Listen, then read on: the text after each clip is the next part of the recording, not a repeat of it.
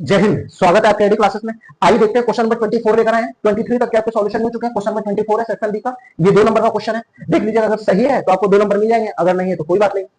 देखिए, 2 ट्रायंगल दिए हुए हैं। कौन सा 2 triangle? Triangle A B C एक ट्रायंगल है। दूसरा ट्रायंगल डी ई एफ ये है।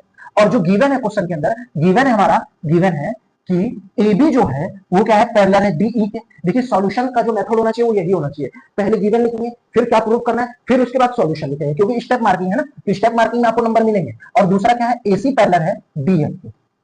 एसी जो है वो डी एफ के पैरेलल है। तो यानी ये वाली साइड जो है इसके पैरेलल है और ये वाली साइड जो है इसके पैरेलल है। ये इसके अंदर दिखाया हुआ भी है, आप चाहे तो देख सकते हैं। देखिए, ये वाला इसके पैरेलल है और ये वाला इसके पैरेलल है। तो अब ये दोनों पैरेलल है, तो अगर देखा जाए तो जो हमें प्रूव करना है, टू शो या टू प्रूव कर लिख सकते हैं। टू शो हमें जो करना है कि ट्रायंगल ए बी सी क्या है, सिमिलर है ट्रायंगल डी ई एफ के। ये है हमारा, इसके सिमिलर ये प्रूव करना है। तो देखिएगा ध्यान से, in triangle A B C and triangle D E F.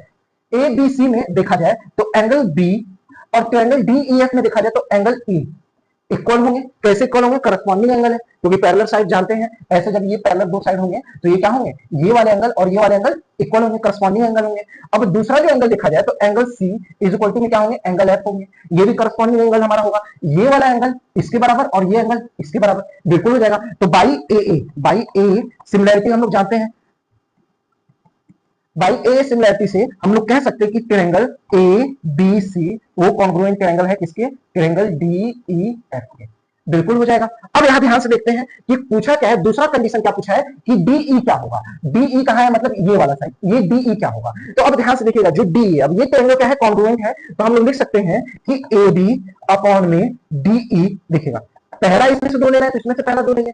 दूसरा हम लोग क्या लिख सकते हैं, बी सी क्या है, बी सी अपॉन में ई एफ। इन दोनों का क्या होगा, रेशियो जो होगा वो क्या होगा, प्रोपोर्शन होगा, मतलब दोनों का रेशियो क्या होगा, इक्वल होगा। तो ए बी हमारा क्या दिया हुआ है, ए बी क्वेश्चन में दिया हुआ है हमारा 7। क्या दिया हुआ है, 7। ये 7 दिया हुआ है, तब इसी की जगह ए बी की जगह 7 लिख सकते हैं। और दूसरा डीई क्या दिया हुआ है, देखिए डीई तो हमें पूछा ही है क्वेश्चन में, तो डीई वैसे ही लिख दिया भैया डी। अब दूसरा क्या दिया हुआ है, बी सी। बी सी हमारा क्वेश्चन में गिवन है 10 है। और दूसरा क्या है, ई एफ देखिए क्या है, ई एफ में देखिए ई एफ और सी एफ 5 है, ये 5 है, ये भी 5 है, और बी सी 10 है, क्वेश्चन में गिवन है। तो ये पूरा ई एफ जो हो गया वो क्या हो गया, 20 हो गया। तो 10 पूजा क्या हो जाएगा, 20 हो जाएगा, और 7 पूजा 14 हो जाएगा। तो डी ई जो आएगा हमारा वो क्या आएगा, 14 आएगा। आंसर इसका क्या होगा, 14 सही होगा। ये आपका आंसर होगा। लंबा क्वेश्चन है ये।